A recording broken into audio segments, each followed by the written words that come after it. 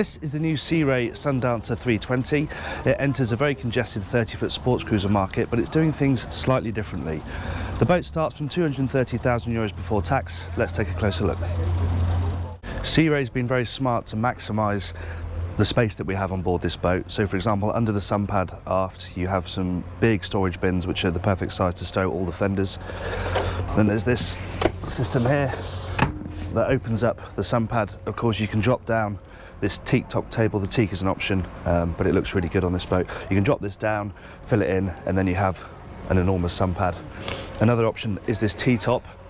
Standard you have a radar arch, but the T-top's great because it incorporates a sunroof, and of course you can enclose the entire area with canopies as well, so it just makes it a little bit more versatile. Moving forward, again, some clever little touches. This is a two-way backrest, so you can either face into the dinette or face forward, and then you have your double Helm bench which is bolstered. Perfect amount of room for two people to sit there. Nice finish on the dash. There's a little bit of glare off these shiny plastics here, but it looks really nice. Nice touch of leather here and there. Quite a smart looking helm area. And then what really makes a difference on this boat is the way that the bow connects to the cockpit. You move forward down this walkway here and you have this fantastic sunbathing area, totally exposed to the sun. 3 very comfortable sun pads with adjustable headrests, and you can even slot in a little table here so that you can have some food and drinks up here. This is a really great area on board this boat. Now below decks is where the 320 sacrifices some things compared to rivals like the Sea Lion C330 or the Bavaria rival, because the interior isn't so much what this boat's about. It's about life on deck, and that's why the cockpit and the foredeck are so good. But down here you don't get quite as much. You don't have a separate forward cabin. This is obviously open plan, and the table folds down to create the berth. In terms of a galley, well, you have a microwave and a fridge, but there's no sink down here, though you do have a good shower and sink inside the heads, and there is a headroom of about 6 foot in there, so that the headroom's pretty good in the bathroom. And then aft you have a pretty cramped amidships cabin. It's open plan as well, but actually once you're in the berths they're very good. There's enough space once you're lying down, but it really is crouching room only in there. So the 320 has a good range of petrol engines, and there's a diesel engine option as well.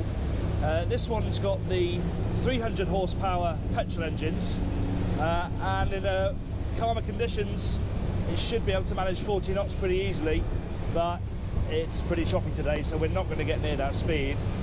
Comfortable cruising speed, around 25 knots, she feels very comfortable, but could easily cruise up to 30, 32 if you're in a bit more of a hurry. In these sort of deepish troughs we've got today, there's the odd occasion where you miss the torque of the diesels.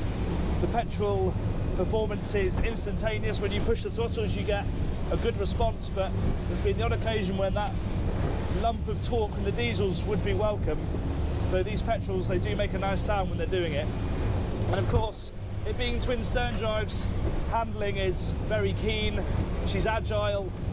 The steering is a little stiff, but the feel is very good, and it's a very predictable boat to drive hard in the corners. It doesn't skip, it doesn't try and outwit you. It's a comfortable family cruising boat. And the driving position as I stand now is very good. This is in bolster mode. You can of course sit flush, but I think most people would drive using the bolster most of the time. The view's great. You've got trim tabs, you've got an auto trim system, and you obviously have the trim of the legs on this boat, so there's plenty of different ways that you can mix up the running attitude, though today it's more a sort of keep the legs in and just adjust the throttles to the sea conditions really, because it's pretty rough. It's good to see Sea Ray doing something different in this market. This boat offers something that rivals aren't really doing, that it's so focused to life on deck, enjoying the sun and being out on the water. Now of course that means that there are rivals that have slightly better accommodation, maybe a better year-round option, but if you genuinely want to use the boat as a day boat, the odd weekend in the sun, it's a great option.